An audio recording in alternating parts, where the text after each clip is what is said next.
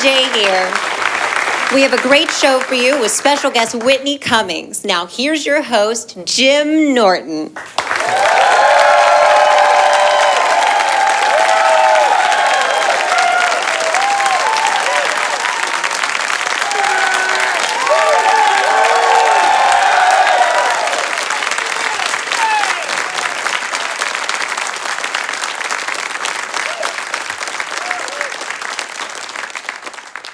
I'm already embarrassed that I wore this shirt. Like, yeah, purple looks good on you. And as I'm walking up, they're laughing at you. They're laughing at you. I appreciate you guys being here. We've made it this far to another show. I'm happier than Nancy Grace learning about a child abduction. She really is an awful, unfuckable Eileen Warmos. Looking woman. I hope this show is a success, really, because let's be honest, there's not many stops left for the kid. I need this show to be a big success so I can finally make it, and then a few years later, I'll be fucking groveling for some sidewalk slur I yelled at paparazzi. It's amazing how we seem to I don't know what is this culture we've gotten into. We really seem to enjoy people getting in trouble and then groveling, and we talk about it a lot, and Jonah Hill is the latest. I'm not going to say victim of this, but look, Jonah Hill's not a homophobe. I think everyone can agree the guy's not homophobic. Paparazzi was hassling him, and Jonah Hill said, suck my dick, you faggot. Which, all right, that's a rotten thing to yell at somebody if they're taking too long making your latte.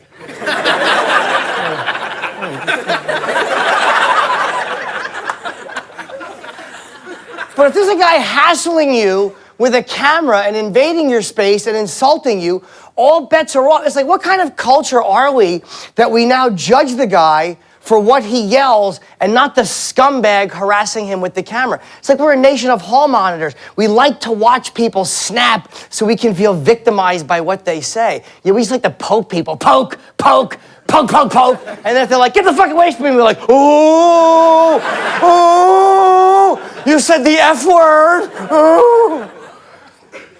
And everyone's affected, I think, by social media. It's not just Jonah Hill or celebrities. The American Nazi Party, it turns out, is social media conscious. They're grammar Nazis. This is an actual tweet that they sent out. They wrote, it really isn't that difficult to use correct spelling and grammar. Be professional and disciplined in everything that you do for the cause. Which, it's nice to know they're afraid of looking ridiculous, but if you want to not look like assholes, you might want to stop goose-stepping like you have shit in your pants. Although I guess spelling is really important because you're not going to get much done tweeting. We have to get rid of all the jaws and noggers.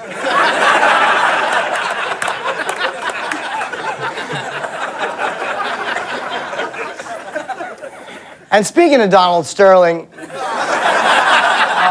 I don't particularly like the guy. I don't, I think he's a jizzbag. But I don't like what happened to him either. I mean, private moments have to remain private between you and whoever's on the other side of the glory hole. I wish I could have caught Donald Sterling in a better way. This doesn't feel satisfying to get a guy saying racist shit to his girlfriend. Wouldn't it be so much more satisfying if they had caught him, in a pedophile sting? Wouldn't that just feel much better if he's like, ooh, I can't wait to fuck all these kids. Ooh, I can't wait. But no black ones. I won't fuck any black ones. Only white ones.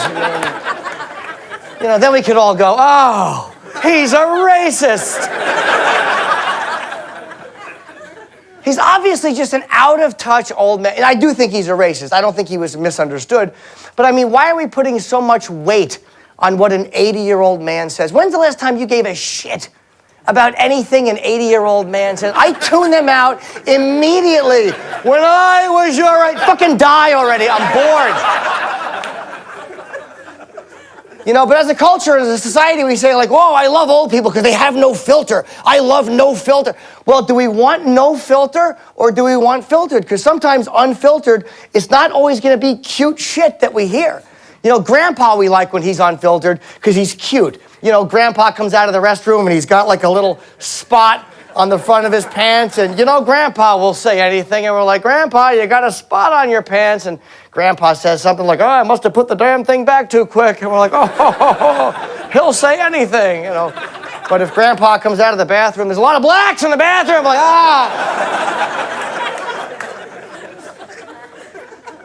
Tommy Lasorda is a good friend. If you guys remember Tommy Lasorda, he was the manager of the Dodgers for many years. He's 86 and stopped giving a fuck a long time ago. And he's an honest old man. And he was being interviewed, and he's known Donald Sterling for 35 years. And they mentioned it, and Tommy Lasorda went, I wasn't surprised at all to hear Donald say that stuff. Now, if you're Donald Sterling, the last thing you want is your friends going on television saying, I wasn't surprised at all. That's the nicest shit I've heard him say in a long time. And then Tommy Lasorda said, I have no problem with that girlfriend of his, but I hope she gets hit with a car. Which I thought was so funny that he fucked up it's get hit by a car. You don't get hit with a car. I hope somebody picks up a car and beats that bitch over the head with it. And his girlfriend is not exactly nice for tape recording him without his knowledge. But it's hard to feel bad for this guy, because he's acting like a wounded 13-year-old schoolboy. He's got that fucking parrot voice of his. He's like, I thought she liked me. You're 80. She's 35. Dummy, she's fucking you for your money. And I'm not even knocking that arrangement. That encourages me to work hard and be successful. Nothing wrong with that. But don't delude yourself into thinking she likes your stupid, silly, putty dick jammed into her. She's hanging out with world-class athletes, but you're the guy she wants to, I hope you like it slow. And then he just has dementia and stops, and she has to go, Donald! Ah! But in fairness, the NBA, it's a business. Like, what are they supposed to do? How are they supposed to react? There's a lot of black players, obviously, a lot of black fans, and I wouldn't blame players for not wanting to play for a known racist, too bad this wasn't golf. We would have lost one good guy. Don't bring any blacks to the golf course, believe me, nobody wants to come. That fucking ghoul, Adam Silver, could they have gotten a bigger ghoul to be in charge of the NBA? I think he just fucking rose up out of a coffin at that press conference. That was so awful. It was like, as soon as the sun went down, he was like, blah, we're going to ban him for life. Blah. Well, fuck Donald Sterling. I don't want it to, be like I feel bad for him. He's just, again, he was saying this shit to his half-black girlfriend.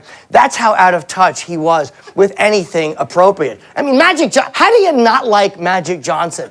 Unless you're a Celtics fan, how do you think Magic Johnson is an asshole? And this guy's like, oh yeah, you can admire Magic Johnson, feed him and fuck him, just don't put him on Instagram. Wait, you're encouraging her to fuck Magic Johnson? Donald, perhaps you haven't heard. That's the last guy you should be encouraging her to fuck. Let her fuck Kobe or LeBron and then put on an oven mitt and jerk Magic off into the sink.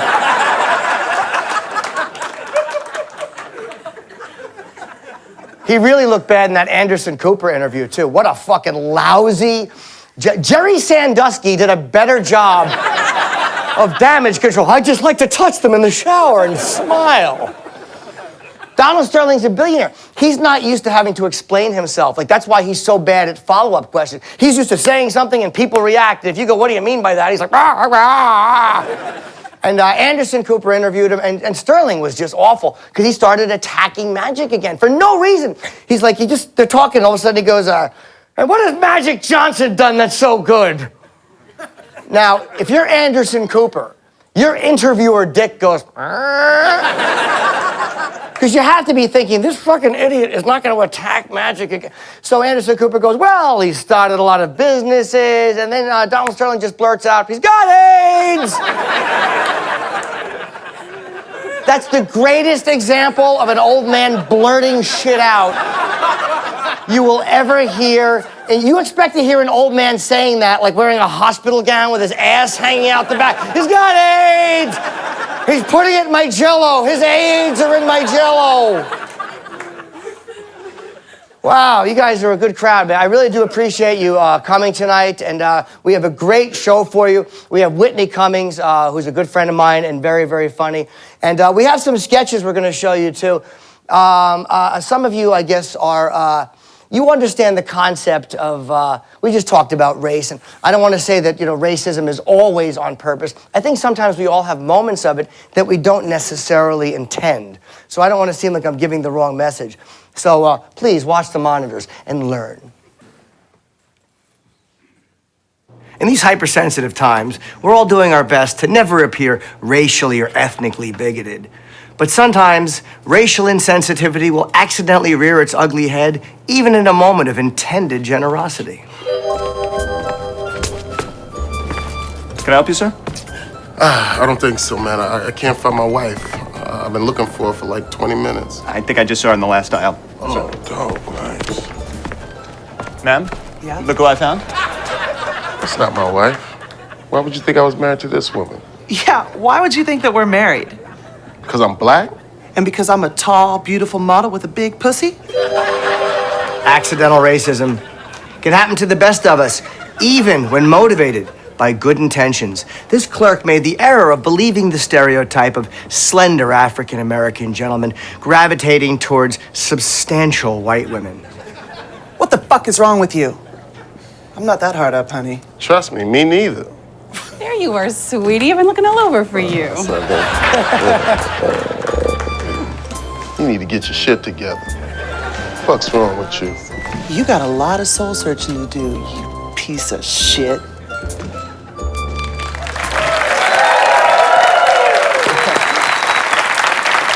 My lovely co-host, Bailey J. I'm not Whitney Cummings. What's that? I said I'm not Whitney Cummings, actually, although that was my first choice for a tranny porn named Whitney Cummings. Yeah. Really? When I first met Whitney, I really did think that that's not really her name, but it turns out that it actually, it is her name, and it's nice to know that there's two of you I have zero shot with. Well, you're married. How long have you been married? I know your husband, but I don't know how long you've been together. Almost 3 years. Was Thank you. Stop. I haven't lost my wedding ring in his asshole yet, so that's great. Oh, great. Now we're all going to get misty-eyed. Wow, that's the first time I've ever heard that. Well, don't you take it off first? I mean, that's a courtesy. Yeah. No, I'm nice. Okay. To be honest, we didn't plan on what we were going to talk about, but I will say, I like a little bit of a finger stimulating me, but a whole finger up to the ring, probably never. Never more than a finger? No. Oh, well, what would you do with me? I've got way more than a finger. I don't know. I'd probably yell, ow, and run out the door, and then hand you a towel for the mess I created. Well, if I wonder why I'm not on network television, remind me of my fucking witty Ed McMahon banter that I have. Emphasis on the man, I guess. Well, we have also another sketch. I have to ask, too, though, are most of you radio show fans? Okay. It's important to ask that, too, because, there's a lot of, I didn't know when to play this one. There's a lot of dating sites on the internet, as you know, and I am currently not a member of one, but this is one we became aware of recently. And it was just a little inappropriate, I thought, and it just kind of bothered me, so you tell me what you think. After my arrest, I was really skeptical about anything on the internet. I drove 2 hours out in the heart of Pennsylvania to meet what I thought was a nice young lady, but it turned out to be some guy named Chris Hansen. With Uncle Minkle, they bring the matches directly to you. No more getting chased out of the gymboree by angry parents. And no more getting chased out of the park by some busybody yelling, "Stranger danger." Hi, I'm Paul Hargis, the founder of Uncle Mingle. Here at Uncle Mingle, we use a scientific system to help you find someone looking for someone just like you. They're out there, and what's the big deal? They gotta learn sometime. I'm just so tired of the dating scene. How am I supposed to meet my soulmate at some loud Chuck E. Cheese or crowded Build-A-Bear? I just like the pictures. We use 7 dimensions of compatibility to find your perfect match. Qualities like respects their elders, heavy sleeper, camera shyness, ability to keep a secret, flexibility, and most importantly, ability to keep a secret. Other dating sites use pictures of bare bottoms and things of that nature. At Uncle Mingle, we match you based on who you are deep down inside. And there's nothing wrong with that. If you want a January, December romance, but you're tired of everyone being a blabbermouth, try Uncle Mingle. For the first time, I found someone I can communicate with. Oink, oink, oink. That'll do, piggy. Other sites use Photoshop. With Uncle Mingle, you get the real McCoy. Because Uncle Mingle knows what I like. Tiny feet and chubby little thighs. After my troubles, I promised my ma no more of that stuff. But now she's dead. And the best part is, you know they're not law enforcement. Please! I'm sorry, Mom. Throw the computers in the bathtub and act like nothing happened. You again. I'm a teacher, sir, and those are art photos. Ow, you're hurting me.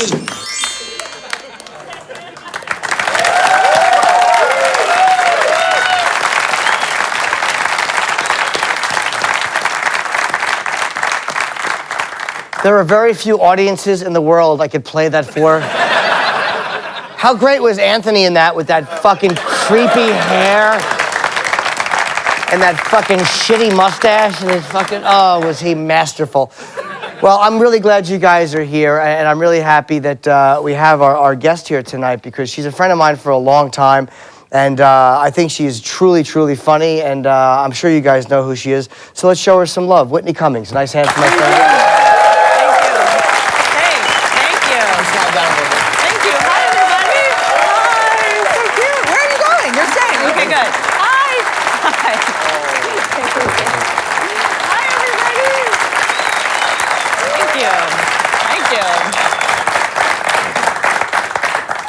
Thank you for. I'm so jealous of this body. God damn it. You jealous of her body? All of it. Yeah, I'm trying to look as sexy as her. Fuck. You look really good. Really?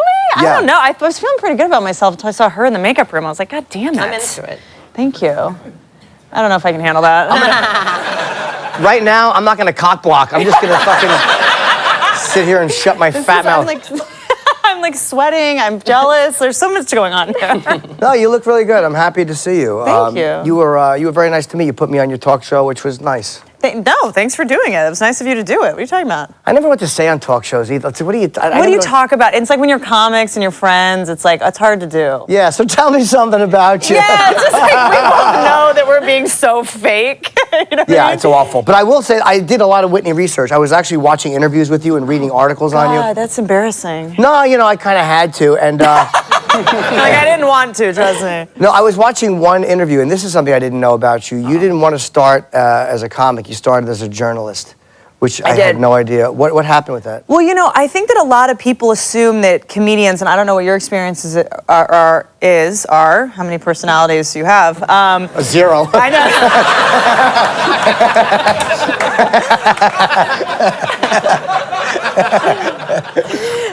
So I was a very serious kid. I think a lot of people assume comedians were like the class clown and we're silly. I was super serious. Like I'm from DC. At first I thought I was gonna be a politician. I was like obsessed with injustice and I was obsessed with like the government and conspiracies and stuff. And I wanted to like change the world. And I learned very quickly growing up in DC that politics is not the way to do that. It's like such a joke. And then I went to journalism. I thought I was like gonna change the world and be like a muckraker and reveal all these injustices. And I interned at a NBC news station, and they let me read the news one day to make like a reel.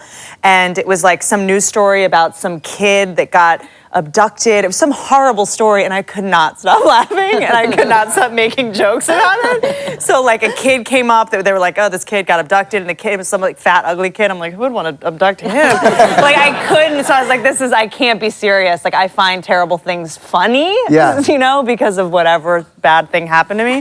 And which I would love to hear about. If I didn't have so much denial and I actually remembered it, I'd tell you. But isn't that funny that you can laugh at something like that? Like that's a real thing. Like yeah. there's a really weird ability we have. It's not that you don't care. Nope. It's how we cope. It's like an emotional dyslexia. Like when someone starts telling me something awful, I cannot stop laughing because otherwise, I'll just break. I'm so sensitive. I think people think that I'm like tough. I am made of glass. Like if I let it in, I can't recover. But you were a serious kid too? Super serious. Why? Like I don't know. My family was very, as everyone's is, dysfunctional, and I think I was kind of the adult very young. Everyone else was kind of infantile, and I was the one doing the cooking. I was the one being like, all right, we got to get to school at 8 o'clock. I was the one that's like, can everyone please get their shit together? And so I think I ended up being very serious. How old were you when you were cooking for your family? Very young, like 7.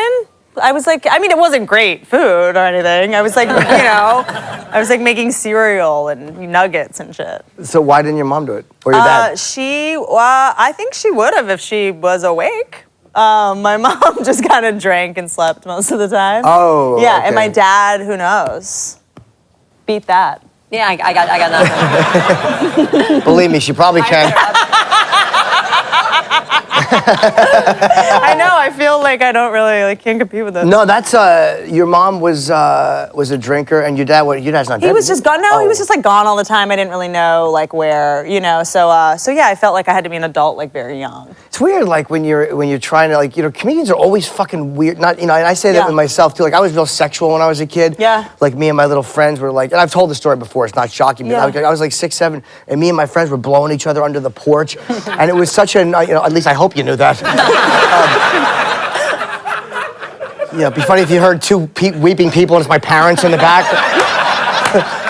But it is odd how that shit as a kid, like you just feel so damaged and twisted, and then we wind up on the other side of it. Right, yeah, and I didn't really remember a lot of it until very recently. Because when you grow up in that environment, you think it's normal. I didn't realize until I started going to like other kids' houses when I was like a teenager, and I was like, oh, this is not how it's supposed to be, So I didn't even think it was weird, but so I think, I was very like self-sufficient and independent. I was alone a lot as a kid, so it's helpful with stand-up when people are like, doesn't it get lonely on the road? I'm like, no. Oh, you're okay being in your own company? Yeah, I kind of am. I mean, the voices in my head are not ideal, right.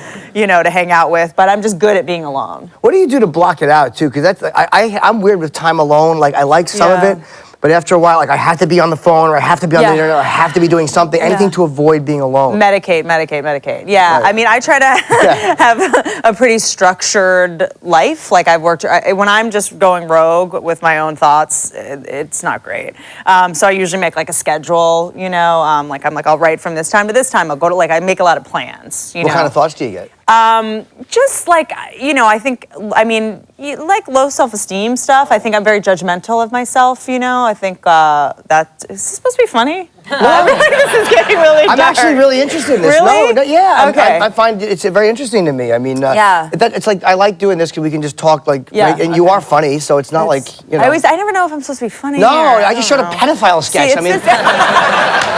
Okay, good. No, I can't follow that. I would much rather hear you talking like that. I think I have a lot of perfectionism, which I think a lot of comedians kind of have. You beat yourself up, nothing's ever good enough, nothing's ever funny enough, and I think that's a mentality I got very young. I think when you don't have parents around to give you positive reinforcement, you assume, like, I think I did, like, oh, they're gone because I'm not good enough. Oh, like, if I could only, I couldn't compete with whatever was interesting them more than me, so I think that affected me negatively. And it's really odd, too, because my parents were honestly, were really present and nice. They're nice people. They were loving and encouraging, and I still turned out a fucking disaster. Like, I had the ideal situation, and there was nothing they could have done to fix me. I was just a fucking damaged little weirdo. No, there's no, like, they say, DNA loads the gun, environment pulls the trigger. There's, like, really no method to madness. I have no, like, anger or resentment about it, but in terms of, like, today, my brain is, like, I feel like I'm on fire, and I have to kind of manage it. So I make sure I'm writing, I have schedules, I have plans, I do transcendental meditation, I have to, like, work out, I have a lot of things. It's like whack-a-mole. You just have to kind of keep things moving. Right, every time a bad thought pops up. Just Instagram it, get some likes. Yeah, you're ugly, you might be gay. Totally. You're gonna die alone spinning. Exactly. Keep jerking off. You're not gonna ever get an erection with a woman. It's actually funny. A friend of ours, I was at the Comedy Cellar last night, and a friend of ours, Dove, going through my, like, I just had a weird thought and I started going through my purse just like frantically, and I don't even know what I was looking for, and he just goes, "What you're looking for? It's not in that purse." And it's, yeah, I just fidget and I organize things and, you know. What were you looking for? Just the self-esteem. It was not in there. It was not in there. Yeah. All right, guys, stick around. We're talking to Whitney Cummings. We'll be back in 2 and 2.